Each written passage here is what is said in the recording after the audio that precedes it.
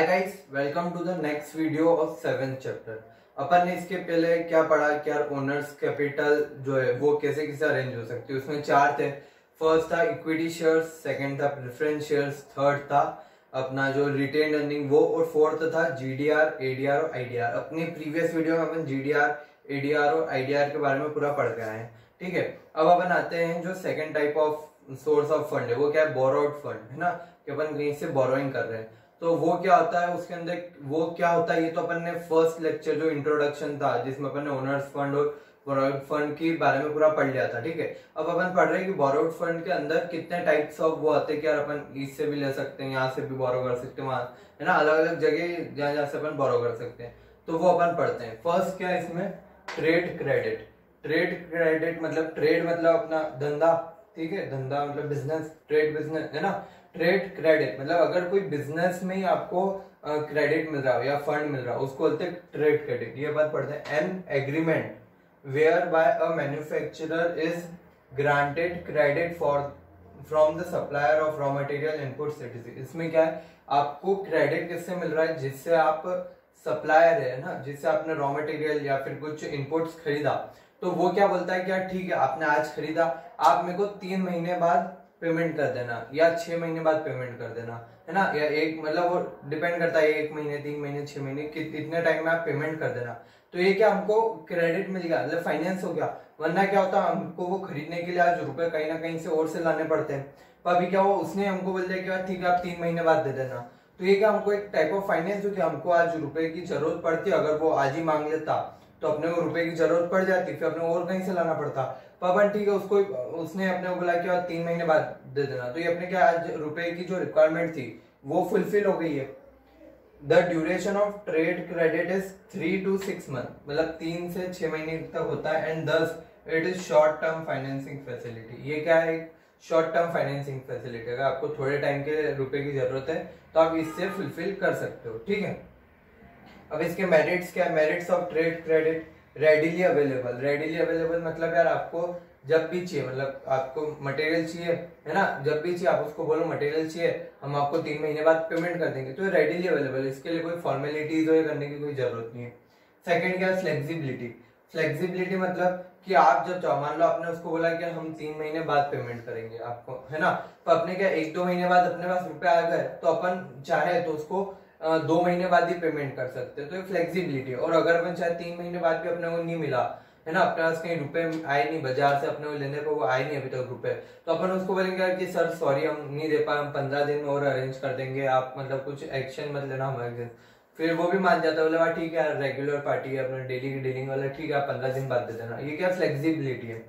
Third क्या, no flotation cost. No flotation cost मतलब जैसे अपन ने शेयर इशू करा था, उसमें अपन ने पढ़ा था सेकंड चैप्टर में कि यार आपको अंडर राइटर अपॉइंट करना पड़ता है, बैंकर अपॉइंट करना पड़ता है, एसबीआई से वो करनी पड़ती परमिशन, है ना, और क्या रहता है उनको फीस वीस सबको उनके कमीशन ब्रोकरेज ये सब देना पड़ता है। इसमें क्या, नो फ्लोटेशन को कोई फ्लोटेशन कॉस्ट नहीं लग रही आपको, ये लेने के लिए आपको कोई रुपए नहीं लग रहे। फिर अपन आते हैं इसके लिमिटेशंस क्या है, मतलब डिसएडवांटेज बोल लो या डीमेरिट्स बोल लो। ठीक है, वो क्या है, फर्स्ट है इंक्रीज इन प्राइस। क्या होता है कि अगर आप वो ले रहे हो, ट्रेड क्रेडिट ले रहे हो किसी से, अगर मैं एक दुकानदार के पास गया, मैंने बोला क्या भैया मेरे को सोने की एक अंगूठी चाहिए, भाव क्या है सोने का, 10 ग्राम था, बोला अभी 34,000 चल रहा है। मैंने बोला कि ठीक है आप मेरे को ये अंगूठी दे दो, मैं आपको 6 महीने बाद रुपए दे दूंगा। तो उन्होंने बोला कि नहीं भैया ऐसा नहीं होगा, अगर आप हाथों हाथ अभी कैश पेमेंट करते हो तो मैं आपको 34,000 के भाव से वो अंगूठी दे दूंगा। तो अगर आप 6 महीने बाद करते हो तो 6 महीने बाद आपको 35,000 के रेट से पड़ेगी। तो ये क्या है कि अगर आप थोड़ा टाइम गैप लेते हो, हाथों हाथ पेमेंट कर दोगे तो वो आपको कम रेट में दे देगा। तो आप बोलते हो 6 महीने बाद दूंगा तो वो रेट बढ़ा देगा उसके। ठीक है, सेकंड क्या है, increase in a legal action.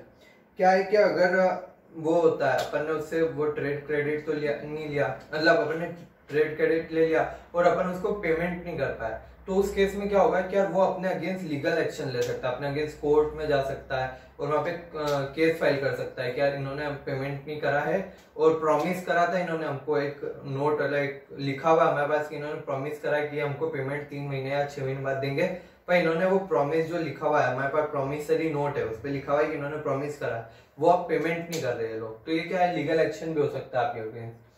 अब अपन आते हैं यार पब्लिक डिपॉजिट, जो second type of borrowed fund है, वो क्या है, मीडियम टर्म। अगर आपको मीडियम टर्म थोड़े मतलब 3 साल तक या समथिंग 2-3 साल के लिए अगर चाहिए, तो उसके लिए क्या होता है, आप पब्लिक डिपॉजिट्स भी यूज कर सकते हो। ये क्या होता है, unsecured deposits invited from the public. मतलब अनसिक्योर्ड मतलब आपको पता ही है क्या, इसके अगेंस्ट कोई सिक्योरिटी मतलब कोई चीज अपन ने उस पे नहीं रखी है, मॉर्गेज पे नहीं रखी है ना, कोई गिरवी नहीं रखी है, तो इसके अगेंस्ट अनसिक्योर्ड मतलब इसके अगेंस्ट कुछ चीज गिरवी नहीं है कंपनी की। Invited from the public, public से इनवाइट करे अपन ने रुपए, और इसके अगेंस्ट कोई भी सिक्योरिटी नहीं है। और ये कैसे होता है कि यार कंपनी क्या करती है कि वो एक एडवर्टाइजमेंट डालती है न्यूज़पेपर में कि कंपनी को इतने रुपए की जरूरत है, उसके लिए डिपॉजिट चाहिए। तो जो भी पढ़ता है और जिसको लगता है कि हाँ ठीक है कंपनी अच्छी इसमें देना चाहिए, तो वो क्या करता है, न्यूज़पेपर में जो एडवर्टाइजमेंट है ना उसके नीचे एक फॉर्म भी दे देता है। वो फॉर्म आप कट करो न्यूज़पेपर में से, वो फॉर्म फिल करो, उसके साथ जो भी रुपए वो कंपनी में भेज दो।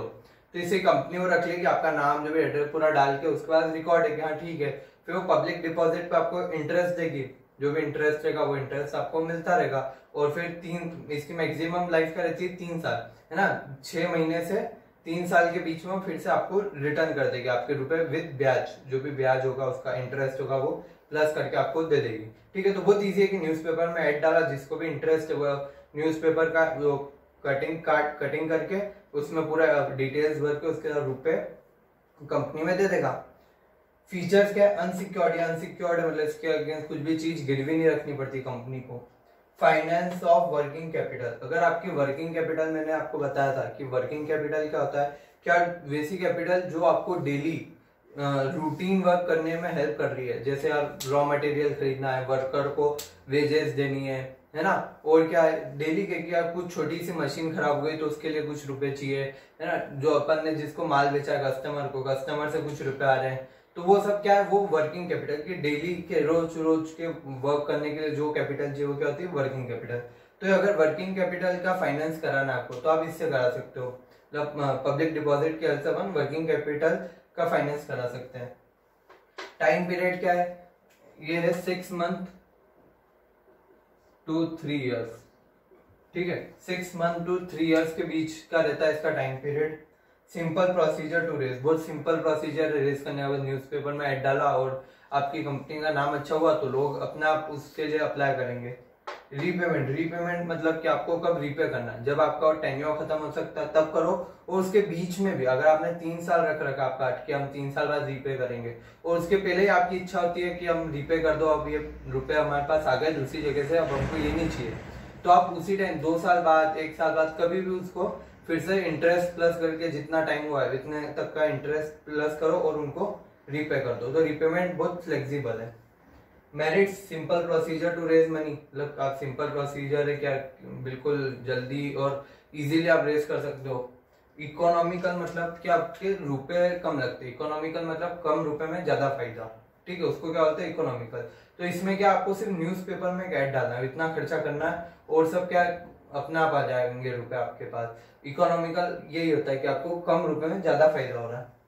नो सिक्योरिटी, कोई आपको सिक्योरिटी नहीं रखनी पड़ रही है उसके अगेंस्ट, वरना अगर आप बैंक से लोन लेते हो, बोरोड फंड में बैंक से भी लोन ले सकते हैं, तो उसके अगेंस्ट आपको कंपनी का कुछ ना कुछ चीज गिरवी रखनी पड़ेगी। भाई इसमें क्या है, वो चीज आपको गिरवी नहीं रखनी पड़ेगी, तो इससे एक फायदा क्या है कि यार आपने वो तो ले लिया, और आपको अगर और कोई फंड भी चाहिए तो बैंक से लोन लेना है तो आपके पास एक एसेट फ्री पड़ी रहेगी जो सिक्योर्ड नहीं है।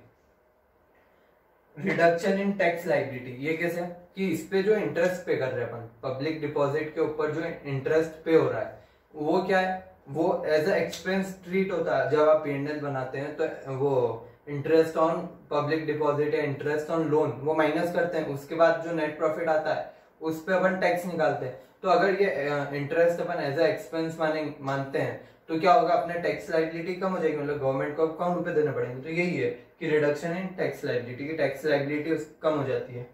फ्लेक्सिबिलिटी, आप जब चाहो जब रीपे कर सकते हो, 3 साल आपने बोल रखा है, आप 2 साल में भी रीपे करना चाहो तो कर सकते हो। नो डाइल्यूशन ऑफ कंट्रोल, मतलब कि जो इक्विटी शेयर होल्डर्स के हाथ में कंट्रोल रहता है ना, तो इस केस में क्या उनका जो कंट्रोल है वो डाइल्यूट नहीं हो रहा है। डाइल्यूट नहीं हो रहा है मतलब कि और उनके पास वोटिंग पावर नहीं रहती, जो पब्लिक डिपॉजिट कर रहे हैं उनके पास कोई वोटिंग पावर नहीं, कोई कंट्रोलिंग पावर भी नहीं, कंट्रोल भी नहीं कर सकते। तो एक फायदा इक्विटी शेयर होल्डर क्योंकि हमारी जो कंट्रोलिंग पावर है, हमारी जो ताकत है वो बढ़ नहीं रही है दूसरे लोगों में।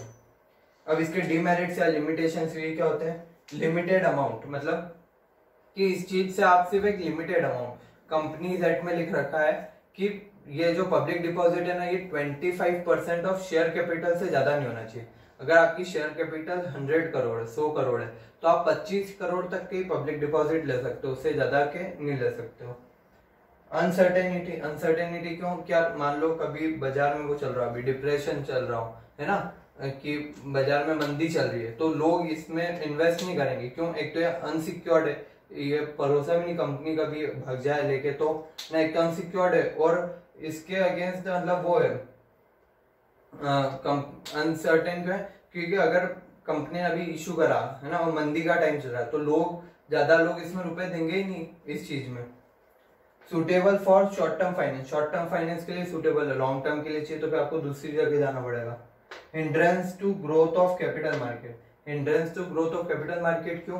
क्योंकि यार कैपिटल मार्केट क्या हो, जहाँ पे शेयर है ना, शेयर ट्रेडिंग होती है, वो क्या होता है? कैपिटल मार्केट होता है, ठीक है। तो ये पब्लिक डिपॉजिट कभी ट्रेड नहीं होते हैं, कोई ट्रेडिंग इनकी नहीं है।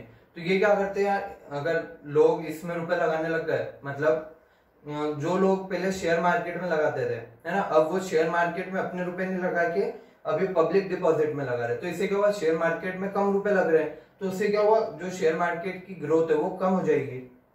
Not suitable for new company, अगर कोई नई कंपनी है तो वो पब्लिक डिपॉजिट नहीं करेगी। क्यों? क्योंकि यार नई कंपनी है तो लोगों को एक तो नाम ही नहीं पता उस नई कंपनी का, और लोगों को भरोसा भी नहीं उस नई कंपनी पे कि नई कंपनी है, क्या होता फ्रॉड भी कर जाए, ठीक है, और अनसिक्योर्ड है, हमारे रुपए तो अभी अनसिक्योर्ड है, तो हम फिर नई कंपनी को इसमें पब्लिक डिपॉजिट में क्यों दे।